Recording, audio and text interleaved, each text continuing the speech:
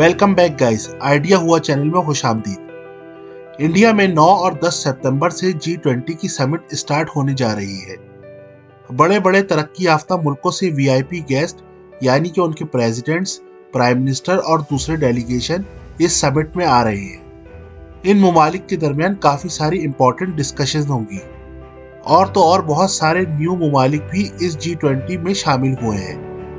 तो आज की इस वीडियो में हम जानने की कोशिश करेंगे कि G20 कैसे बनी, इसके गोल क्या है और इंडिया को G20 की प्रेसिडेंसी कैसे मिली। वीडियो पसंद आए तो इस वीडियो को लाइक, शेयर और चैनल को सब्सक्राइब करना ना भूलिएगा। सबसे पहली बात, G20 है क्या?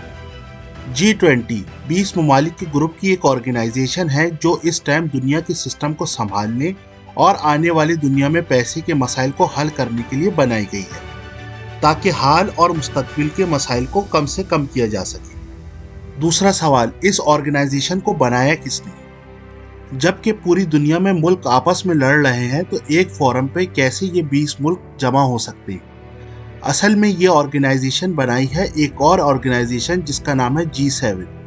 उसमें सारे डेवलप्ड कंट्रीज शामिल हैं, यानी कि Canada, France, Germany, Italy, Japan, UK, United state और यूरोपियन कंट्रीज, जिनको यूरोपीय यूनियन भी कहा जाता है। उनकी ऑर्गेनाइजेशन ने G20 बनाई है। अगला सवाल यह है कि इतने बड़े और पावरफुल मुल्कों की ऑर्गेनाइजेशन होने के बावजूद G20 की ज़रूरत क्यों पेश आई?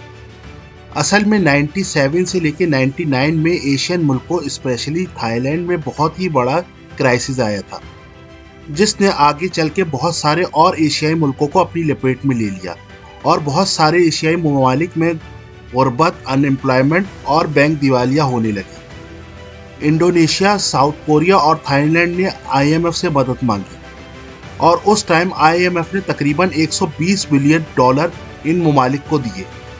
मगर फिर IMF तो IMF है, उसने इतनी सारी पाबंदियां इन ममालिक में लगा दी जिसने एक और लड़ाई को जन्म दे दिया। इसी वजह से दिसंबर 99 में G20 की बुनियाद रखी गई, ताकि डेवलप्ड कंट्रीज के अलावा भी मुल्कों के मसलों को हल किया जाए तेजी के साथ और ये ममालिक एक दूसरे की भी मदद कर सकें।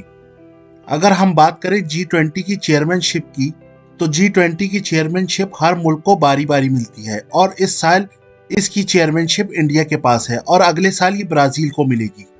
सबसे इम्पोर्टेंट सवाल ये है कि G20 का फ़ायदा क्या है? G20 उन ममालिक की कम्युनिटी है जो तेज़ी से इकोनॉमिकली और फाइनेंशियली ऊपर आ रहे हैं। वैसे तो इन ममालिक में काफ़ी सारे मुल्क G7 के एलीट ग्रुप में शामिल नहीं हैं, मगर एक ऑर्गेनाइजेशन में साथ होने के साथ ये एक दूसरे की और दुनिया के आने वाले मसलों का सलूशन ढूंढ सकते हैं। इस ग्रुप की ताकत का अंदाज़ा इस बात से लगाया जा सकता है कि दुनिया की मईशत का 85% और 75% आलमी तिजारत इन्हीं मुल्कों के हाथों में है। ये ममालिक दुनिया की 2/3 आबादी की भी नुमाइंदगी करते हैं।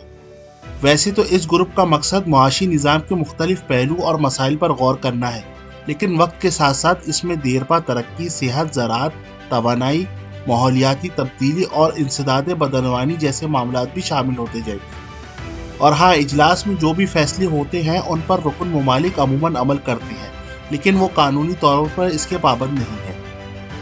अब जबकि 2023 में G20 के मौजूदा सदर की हैसियत से इंडिया इस इजलास की मेज़बानी कर रहा है, दिल्ली और उसके नवाई शहरों के बड़े बड़े होटल सरबराहान हुकूमत और मंदूबीन के लिए रिजर्व कर लिए गए हैं। नई दिल्ली इस वक्त गैर मामूली सिक्योरिटी के हिसार में है। आइंदा 3 दिनों तक शहर में तातील है और शहर के वो इलाके जहां ये इजलास हो रहा है आम लोगों की आमदोरफ्त के लिए बंद रखा गया है। एक और सवाल ये है कि G20 का ये इजलास इंडिया के लिए इतना इम्पोर्टेंट क्यों है? अमेरिका के सदर जो बाइडेन समेत बेशतर सरबराहान हुकूमत जुम्मे को नई दिल्ली पहुंच रहे हैं। वज़ीर आज़म नरेंद्र मोदी, जो बाइडेन और बरतानिया के वज़ीर आज़म ऋषि सुनक समेत कई रहनुमाओं से बाहमी मुलाकात करेंगे। तो इससे अंदाज़ा लगाया जाता है कि इस इजलास की कितनी अहमियत है। इंडिया चाहेगा इस इजलास को कामयाब बनाने के साथ साथ एक जॉइंट स्टेटमेंट भी तमाम ममालिक के साथ मिलकर दुनिया के सामने पेश किया जाए, जिससे दुनिया को इंडिया की ताकत का अंदाज़ा इस स्टेज पर भी हो। मगर प्रॉब्लम यह है कि चाइना और रशिया के प्रेसिडेंट इस इजलास में नहीं आ रहे। इत्तेफाक राय पैदा करने की जिम्मेदारी मेज़बान मुल्क पर होती है, इस वक्त यूक्रेन की जंग के सवाल पर रूस और चीन एक तरफ और मगरबी ममालिक दूसरी तरफ खड़े हैं। इन हालात में दिल्ली के सरबराही इजलास में मुश्तरका बयान के लिए इत्तेफाक राय पैदा करना वजीर आजम नरेंद्र मोदी के लिए एक बहुत बड़ा चैलेंज साबित होगा।